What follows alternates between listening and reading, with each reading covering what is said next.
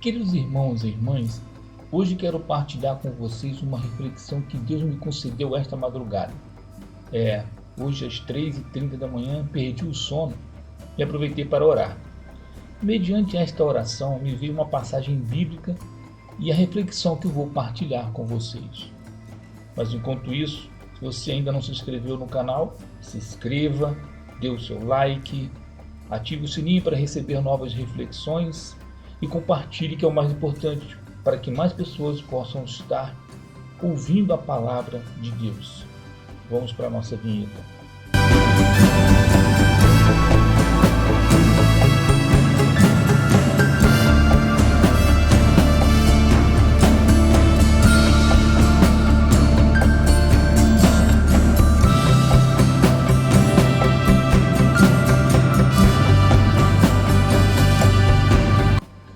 Então, queridos irmãos e irmãs, a leitura está em 1 Timóteo, capítulo 3, versículo de 1 a 13. 1 Timóteo, capítulo 13, versículo de 1 a 13, que diz o seguinte: Caríssimos, eis uma palavra verdadeira. Quem aspira ao episcopado, saiba que está desejando uma função sublime, porque o bispo tem o dever de ser irrepreensível, marido de uma só mulher, sóbrio, prudente, modesto, hospitaleiro, capaz de ensinar. Não deve ser dado às bebidas nem violento, mas condescendente, pacífico, desinteressado. Deve saber governar bem sua casa e educar os filhos na obediência e castidade. Pois quem não sabe governar a própria casa, como governará a igreja de Deus? Não pode ser um recém-convertido, para não acontecer que, ofuscado pela vaidade, venha cair na mesma condenação que o demônio. Importa também que goze de boa consideração da parte dos de fora, para que não se exponha à infâmia e caia nas armadilhas do diabo.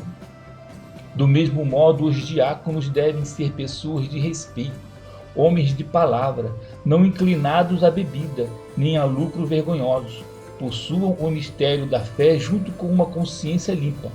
Antes de receber o cargo, sejam examinados. Se forem considerados dignos, poderão exercer o mistério.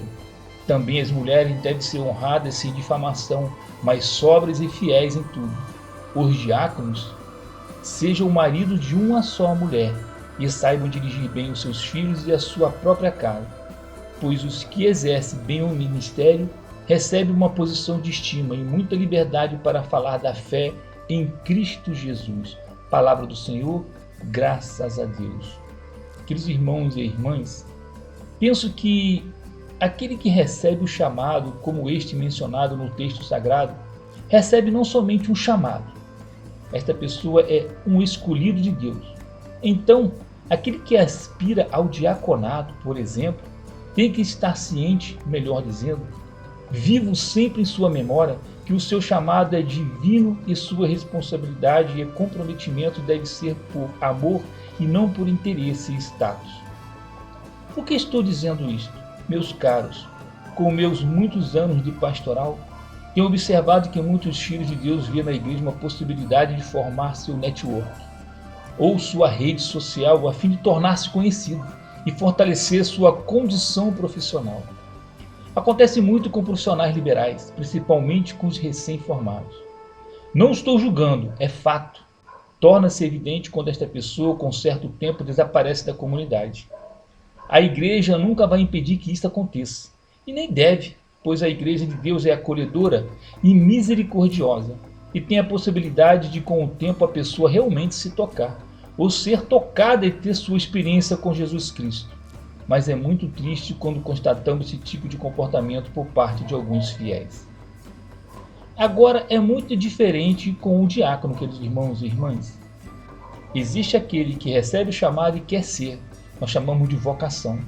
Nós podemos notar sua vocação através do zelo que este aspirante ou diácono tem, com sua postura diante do altar de Cristo, com os objetos litúrgicos, com os seus paramentos, dedicação à oração, e, enfim, o amor que ele tem com as coisas que diz respeito a Deus.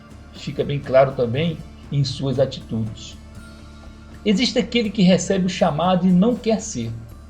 Podemos tomar, por exemplo, o próprio Papa Francisco com relação ao seu chamado ao papado. Ele mesmo disse a uma menina que lhe perguntou se ele gostava de ser papa e se ele queria. Ele respondeu que não era bom ser papa, que ele não queria. O que isso quer dizer para nós?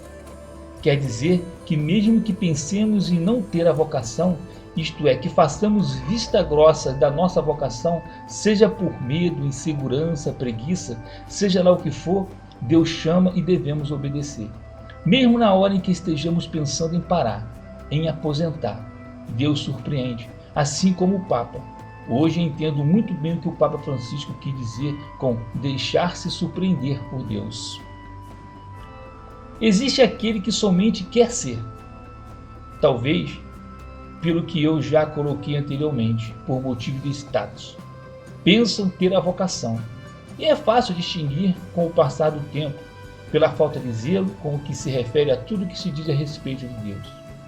Conclusão, queridos irmãos e irmãs, ser diácono não é brincar de representar um personagem. Não é fazer do altar de Deus um palco para representar. Não é usar dos objetos litúrgicos, dos paramentos apenas como símbolo. Não. Ser diácono não é um título, porque o nosso maior título é ser batizado. O documento que se chama Diretrizes para a Formação de Diáconos diz no número 65: os diáconos lembrem sempre que são pessoas consagradas que representam pública e oficialmente o Cristo servo na sua família, no trabalho, na comunidade e na sociedade. Suas palavras, gestos, atitudes manifestam o Cristo. Por isso, o diácono deve continuamente avaliar o seu grau de identificação com o Senhor, de acordo com a exortação de Paulo, que diz: a ninguém demos qualquer motivo de escândalo, para que o nosso ministério não seja criticado. 2 Coríntios capítulo 6, versículo 3 a 4. Por isso, queridos irmãos e irmãs, oremos pelos nossos diáconos e suas famílias. Deus e Pai nosso, fortalece com a graça do Espírito Santo os diáconos de vossa igreja, para que desempenhem com alegria, fidelidade e espírito de comunidade eclesial o seu ministério, seguindo os passos de vosso Filho Jesus Cristo, que não veio para ser servido, mas para servir e dar a vida em resgate de muitos. Nós vos pedimos pelas famílias dos diáconos casados, que sejam autênticas igrejas domésticas, segundo o exemplo da Sagrada Família de Nazaré, e delas surjam vocações sacerdotais e religiosas. Virgem Maria, Mãe da Igreja e Rainha dos Apóstolos, rogai pelos ministros do Senhor. São Lourenço, diácono e mártir, rogai pelos diáconos, servos do povo de Deus. Pai nosso que estais no céu, santificado seja o vosso nome. Venha a nós o vosso reino, seja feita a vossa vontade, assim na terra como no céu. O pão nosso de cada dia nos dai hoje. Perdoai de nossas ofensas, assim como nós perdoamos a quem nos tem ofendido. Não nos deixeis cair em tentação, mas livrai-nos do mal. Ave Maria, cheia de graças, o Senhor é convosco.